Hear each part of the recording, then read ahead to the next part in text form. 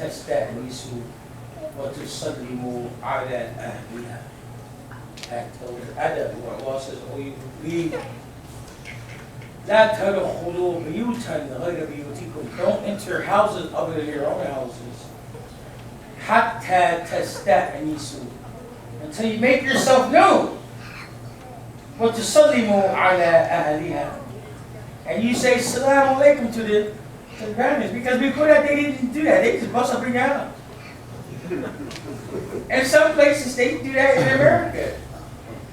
Bust up in your house. You know. So Allah is teaching them da'wah. He says, "Oh, you leave. Don't enter houses other than your own houses. حتى تستأنسوا, until you make yourself known. وتسلموا على أهلها." You know, and you give salams to the parents. And then Allah says, وَإِذَا قِيلَ لَكُمْ ارْجِعُوا فَارْجِعُوا هُوَ أَزْكَى لَكُمْ. And if someone tell you, back up, that's better for you. And they would ask the Prophet, you know, how did the Prophet show people how the adab of entering somebody's house.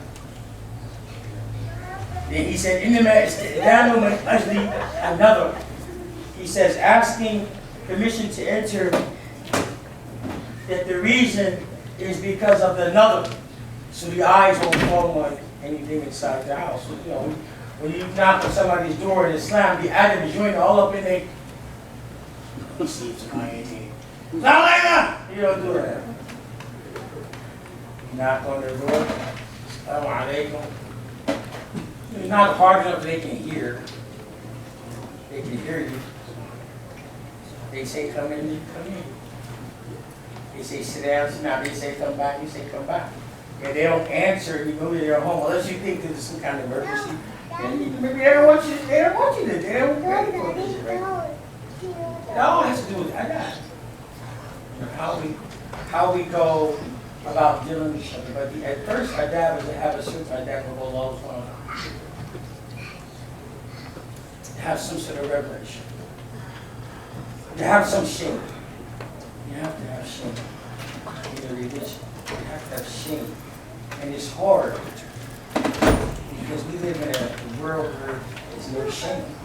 You know, there's no shame. And the less shame that people show, seems like, you know, the more it's celebrated. To the point that we say, ain't no shame in my game. I mean, but that's just jahiliyyah. That's how shaitan will get you to take on popular slogans and popular thinking that it's, oh man, no shame in my game. You say, no, there should be some shame in your game. Because hayat was sure about it. Because shame is a branch of faith. Shame is a branch of faith. Yeah. One time there was a man criticizing other man for being too bashful. The Prophet said, don't criticize him for that. That's part of faith. Bashfulness. You know, you show, even sometimes when you see that what you're doing is really bothering somebody, you back up. That's adab. You don't just keep on going. Let me just slow down. This may not be the right time. It's not the right time to argue, the right time. Even, fitna, this is a, if you're the cause of a fitna, you're spreading fitna, this is bad adab. That's why when the fitna came about Sayyidatina Aisha in Surah Al-Nur, Allah said, وَلَوْلَا إِذَا سِمِعْتُمُوهُ ظَنَّ الْمُؤْمِنُونَ وَالْمُؤْمِنَاتِ بِأَنفُسِهِمْ خَيْرًا وَقَالُوا هَذَا بُهْتَانٌ عَظِيمٌ. And this is Allah teaching at the beginning. He says, how come? Because what happened was, somebody started to spread slander. And then it started to spread. Everybody's talking about this, they're backbiting about Aisha and the one of the companions of Prophet Sallallahu Alaihi Wasallam. His name was Safwan ibn Abi Mu'attal. And they were talking about them, and it was spread. And everybody was talking. You know, that's how scandal gets in our community. Somebody starts talking, somebody starts to rumor, and everybody that. And Allah says, وَلَوْلَا إِذَا سَمِعْتُمُوهُ ظَنَّ الْمُؤْمِنُونَ وَالْمُؤْمِنَاتِ بِأَنفُسِهِمْ خَيْرًا وَقَالُوا هَذَا بُهْتَانٌ عَظِيمٌ. He says, how come the believing men and women, when they heard this, you did not assume good of yourself, good of each other, say, this is clear calumny. Because that was the adab. That's why when people come, they call with this and talk with that. You know, the adab is to say, brother, sister, is that what you call me for?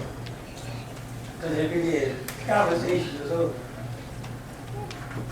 If you call me for some good, I'm going to do that. Because you want to show good adab. You know, you don't just go after everything, after every scandal. It has to do with adab. You know, when you're in the masjid, for example, this is why we don't like when people are in the masjid and they're reading hadith and you're talking and yelling. You should listen. Even if it's after the salah, you come for the salah, you come for the salah, and someone reading hadith. Listen, I never really felt too good about walking out with somebody reading hadith or something. Like, all of us, I got it. Okay, maybe you might have to go, mashallah. I'm just saying, just, to me, like, let me listen to the part of the hadith. Let me listen to the hadith. Let me get something. You said, call Allah, call Rasulullah. Hold on, I can do 2 minutes for some hadith. I can do 3 minutes for some. I can do 4 minutes for some. You do 2 minutes for a commercial on television. It's just adab. Just get that. There were 3 people sitting in the masjid one time. And the Prophet said someone was sitting in the masjid and they had a circle of elders who was teaching and talking to them. And 3 subsequent men came in. The first man came in and he sought a position in the circle, like, you're not wiggling your way in, which is also adab. That law teaches in Kitab. He says, يا أيها الذين آمنوا إذا قيل لكم تفسحوا في المجالس فاصفحوا يفسح الله لكم إذا قيل انشزوا فانشزوا يرفع الله الذين آمنوا منكم والذين أوتوا العلم درجات. All this has to do with adab. So before I tell you the story, Allah says, O you who believe, إذا قيل لكم تفسحوا في المجالس فاصفحوا يفسح الله لكم. He says, when it's said to you, open up the spaces in your city. Tafassahu means, someone else trying to sit in. Let him in. Let me move over, man. Let me make some room. Come on. That's called tafassuh. في المجالس. فاصفحوا يفسح الله. Then he says, because Allah will open up for you. That's how deep adab is. وإذا قيل انشزوا, and when it's said to you, tighten up, tighten up. Allah says, يرفع الله الذين آمنوا منكم والذين أوتوا علم درجات. Allah raises those from amongst you who believe and who have been given knowledge of levels. I had to say all that. That's just a beautiful adab of Allah subhanahu wa ta'ala. So one time, the Prophet was sitting in the masjid, he was sitting in a circle. And a man came in. And the man sought a space in the circle. He wanted something fassal, so he could sit down. So they made room, and he sat down.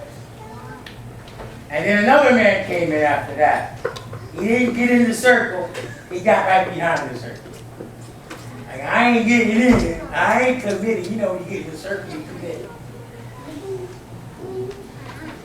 When you get in the circle, when you get in the halqa, you're committing to the halqa. This goes back for hundreds of years. When you see a halqa in any of the masajid of ilm, anywhere in our great Muslim countries where you have many scholars and many majalis.